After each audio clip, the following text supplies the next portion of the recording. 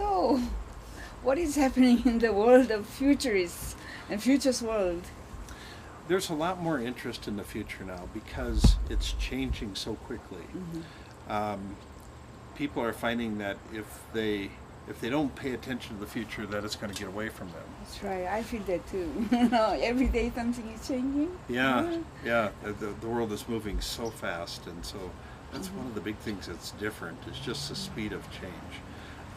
So as a result, we have so many more people interested in the future that there's more people studying futures studies.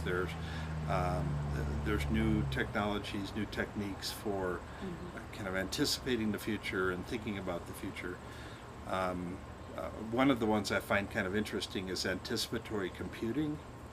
The computers that actually are able to anticipate what you're going to do next. Really? Yeah. They figure out what you want to do next. Yeah, so there's a program that you can put onto your tablet computer called MindMeld. And so it works like kind of like Skype, where you can talk to several other people. MindMeld actually listens to your conversation, and then it starts anticipating what you're going to talk about next. And so it'll thinking computer. A thinking computer, yeah. So that's very good. So then it'll start serving up documents or photos or videos, anticipating what you're going to talk about next. Yeah, it is changing in Korea too, because once in a while you have to change the mobile phones as a whole. It's now about 6 months that we use mobile phones, and then you have to change it. Everything is changed. There's a 3G, 4G, 5G, and all this. Right. So that now people are realizing that the world is changing so fast. Speed of light. Right. And before they didn't really, admitted that, but now they are admitting. Yeah. In the telecom world, every time there's another G, go from 3G to 4G to 5G, every one is 1,000 times faster than the old one. That's remarkable. In Korea, this new government is pushing for creative economy. And in order to be creative, you cannot be just creative in one day, right? So you have to have a lot of creative thinking, innovative ideas, and all this, so that people are gathering together to sort of do something together, collaborative work, sort of make a space or some space or libraries where people come in and trying to make something together. It's sort of new, and it is coming to Korea. Right. Maker movement. Yeah. Now the makers, those are the people that haven't got to the inventor stage yet. They're just making things just to test things out.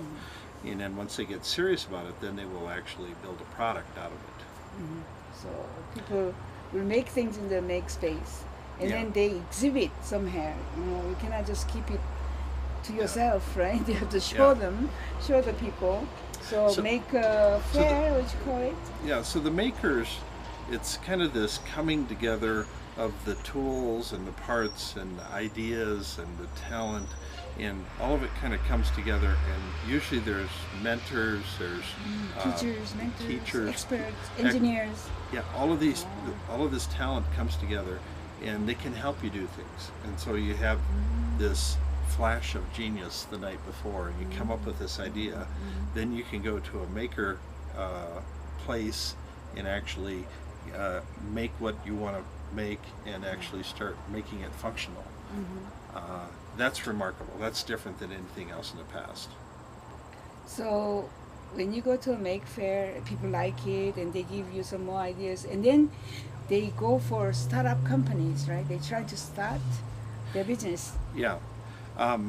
Some of them are able to start businesses. Other ones still need to spend more time improving their product. Some of them are going to say, that's not good enough. I'm going to scrap that idea and I'll wait for my next big idea to happen. Yeah. So every industry has its peak. Yeah. So that, steel industry will peak in 2024, 2022.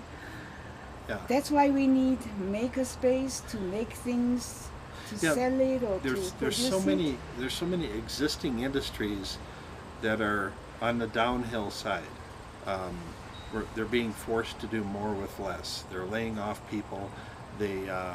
And so then we need new industries, what I call the catalytic industries. Yes, we need more jobs. Right. And so the new industries are what's going to create all the jobs. The old industries are laying off people. The new ones are the ones that are going to create all the jobs for the future. 한국의 미래 한번. Yeah. What will happen to Korea? What is the future of Korea? Korea has lots of great things going for it. There's lots of talented people. There's it's at the intersection of kind of this whole Asian movement. It's easy to ship things in and out of Korea because of the ocean ways. But Korea also has some problems. The birth rate is very low. There's lots of polluted air coming from China floating over Korea. Also divided. Yeah, and yes, there's the big problem of North and South Korea. Sometime in the not too distant future, that's going to change. It cannot stay this far apart. These are two countries that are the most extreme opposite countries in the world, and it's the same people. So something is going to trigger a change, and it's going to be like that first snowflake that causes the avalanche to happen.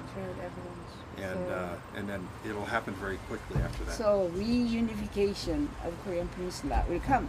It will come, That's and good. it's there's a lot of people that are anxious for it to happen sooner than later, and I think that won't take that long.